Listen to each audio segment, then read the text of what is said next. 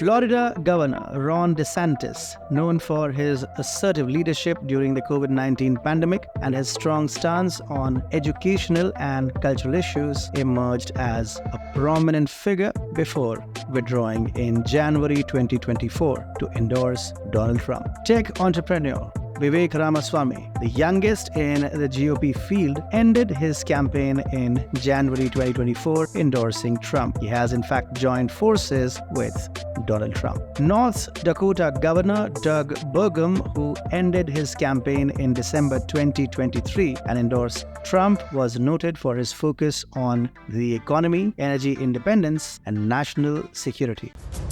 Welcome to TFI Global, the antidote to mass delusion.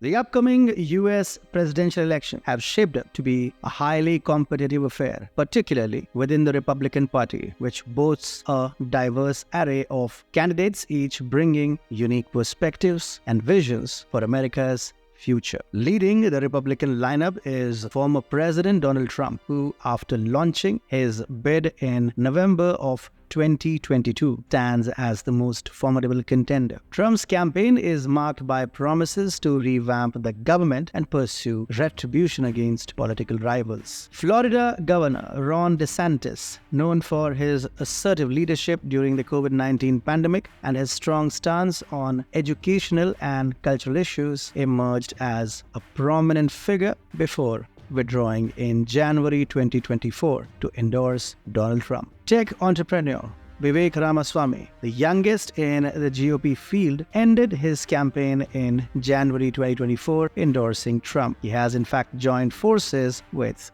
Donald Trump. North Dakota Governor Doug Burgum, who ended his campaign in December 2023 and endorsed Trump, was noted for his focus on the economy, energy independence, and national security. Former Vice President, who I'm not going to lie, looks like a rat, Mike Pence, withdrew from the race in October 2023. He was inarguably the least popular candidate. Nikki Haley, the former South Carolina governor and UN ambassador, is still in the race. Other notable mentions are Michigan businessman Perry Johnson, South Carolina Senator Tim Scott, Larry Elder, a conservative radio host, Asa Hutchinson, the former governor of Arkansas, and Chris Christie, the former governor of New Jersey. Most of them have now supported Donald Trump. It's an obvious choice. So it is clear that the only challenger in the GOP for Trump is Nikki Haley. But after Donald Trump secured a significant win in New Hampshire Republican primary,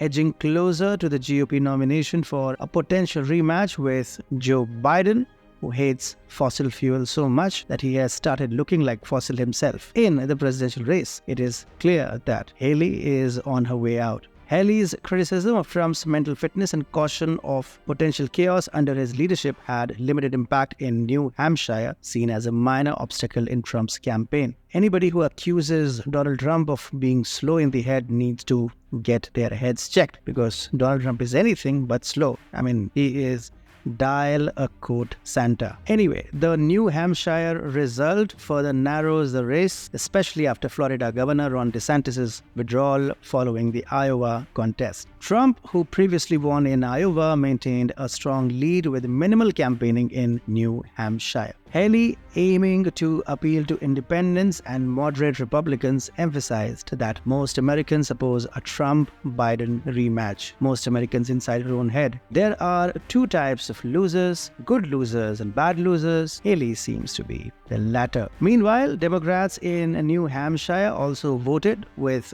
Biden winning as a write-in candidate amidst a dispute over the primary's timing. That's some serious leadership crisis there. Biden, focusing on abortion rights, criticized Trump's stance at a Virginia rally following the New Hampshire results. Biden's campaign remarked that Trump's victory signifies complete takeover of the GOP by the MAGA movement. Although the old fart forgot to mention that his own party doesn't exist anymore. What exists in the place of Democratic Party is a group of gender-confused, body-type maniac, climate-obsessed, illegal immigrant-loving, Russia-hating, rioting, warmongering bunch of idiots. As far as approval ratings are concerned, Trump ranks highest in being perceived as the strongest leader and the most qualified to serve as president. Additionally, he scores well in representing voters' values and understanding their problems. More than 70% of Republican adults would be satisfied with Trump as their nominee, compared to 57% of Democrats who would feel similarly about Biden. Biden's approval rating has plummeted to 33%, the lowest for a US president in the past 15 years and lower than Trump's lowest rating. His approval is especially low among women and Black and Hispanic voters. Who else votes for him? Okay. In a potential Biden-Trump matchup, Trump is viewed as more mentally sharp and physically fit for the presidency. So it is clear as a day that in the most likely scenario of a Biden-Trump rematch in the upcoming presidential election, current indicators suggest that Donald Trump will decisively defeat Joe Biden. GOP's robust backing reflects Trump's perceived strengths in leadership and qualifications, signaling a solidified base ready to mobilize for him. Contrastingly, Biden's historic low approval ratings, lack of popularity across key demographics, especially the groups that were instrumental in his 2020 victory, concerns over his mental sharpness. I do not have any concern over his mental sharpness, because to find how sharp a mind is, there must be some mind. So no, I'm not calling it sharp or not sharp. I'm denying the very existence of a mind inside the cranial chambers of Mr. Joe Biden. And of course, there are concerns about his physical health as well.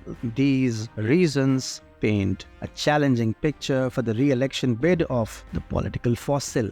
So can Republicans rest easy? Turns out that they cannot. There is a much bigger opponent that Trump needs to crush, and that opponent is called system. The 2020 US presidential election, which resulted in Donald Trump's defeat to Joe Biden, has been a subject of intense debate and controversy. The aftermath of the election was marked by widespread claims challenging the legitimacy of the results, leading to a significant erosion of public trust in the democratic process. Allegations of widespread voter fraud, irregularities, and manipulation of voting machines surfaced, sparking a flurry of recounts, audits, and lawsuits. Social media platforms were inundated with various theories, many appearing credible, which further fueled public skepticism. This period of uncertainty was characterized by nationwide rallies and a pervasive sense of doubt over the integrity of the election outcomes. Trump and his allies undertook numerous legal and political strategies to challenge the election results. These efforts, however, were ultimately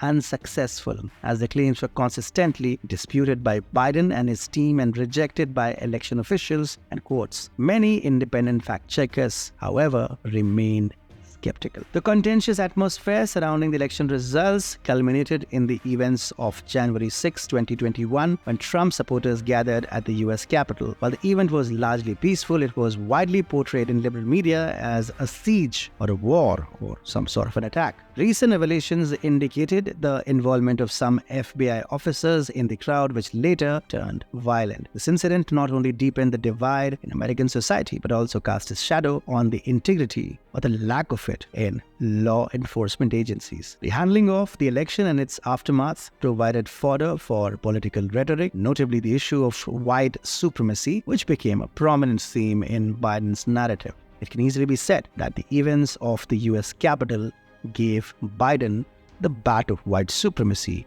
to beat white Americans with. This further exacerbated the polarized political landscape and raised questions about the future of bipartisan cooperation and fair elections in the United States. Several specific claims about the election process remained unresolved in the public eye. Questions about the role of Dominion voting machines and whether they were subject to manipulation lingered without clear answers.